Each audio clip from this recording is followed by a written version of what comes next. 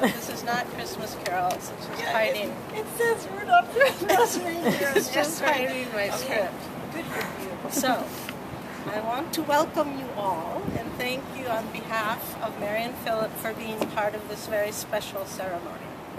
Karen and I are the officiants, and at one point, and it probably at more than one point, after Mary and Philip decided to get married, they had considered leaving us out and going instead to Las Vegas.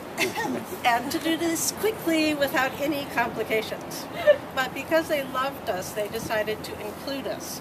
And I know I am very grateful they did not go to Las Vegas. Okay, so Karen and I are the officiants, which means that we will be conducting the marriage sort of as if we were a minister. Mary and Philip did not want this ceremony to be conducted or connected to any one specific religion, but rather that it be a civil marriage.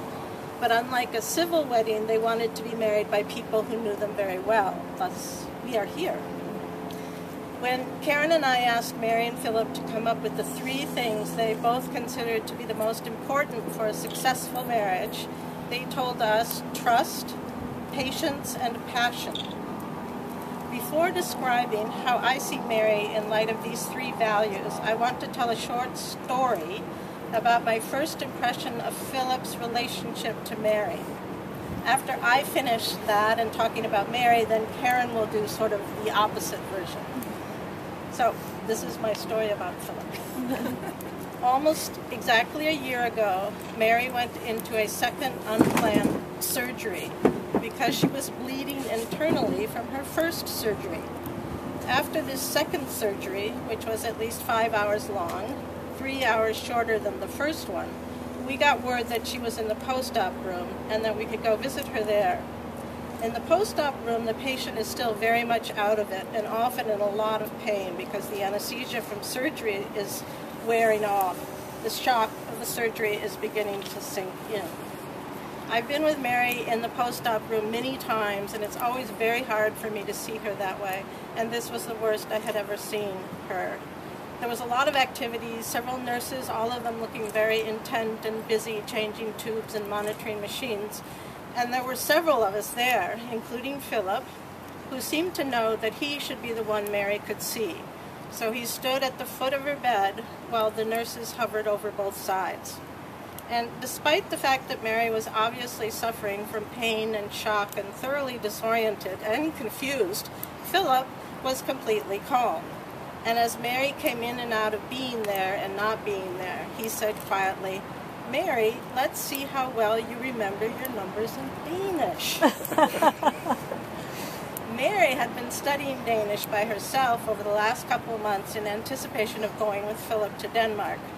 Miraculously, Mary responded to Philip's suggestion, and as she did so, she seemed to come back into herself, and with a lot of help from Philip, she began to count in Danish.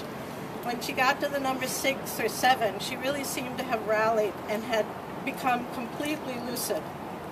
In a strange coincidence, Mary and Philip had met the nurse who was in charge of Mary in the post-op room, and had learned that she was originally from Denmark and spoke fluent Danish. So as Philip and Mary counted, she counted along with them.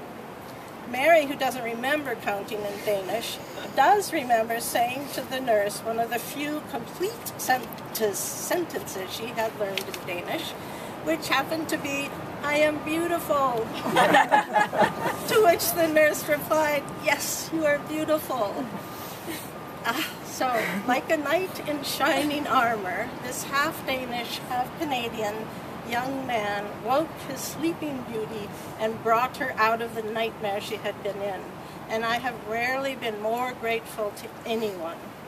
It seemed he knew intuitively what would be the best thing to do to help Mary. And he knew this because he and Mary were connected on a very deep level. Philip gave Mary clarity, vitality, and an enormous strength.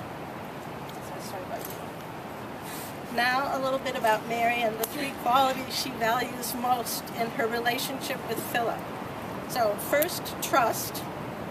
When Mary was almost 4 years old, she suddenly had to make friends with this new person people were calling Tess, who would be with her from now on 24/7. Mary was born with an ability to boss other people around, and Tess, being the younger sister, was in a vulnerable position. But as much as Mary was bossy, she was also naturally trusting, and she trusted Tess implicitly and eagerly welcomed Tess into her world. She has never doubted Tess's capabilities and has always been her biggest fan. And with this kind of faith, Tess couldn't help but reciprocate Mary's trust in her.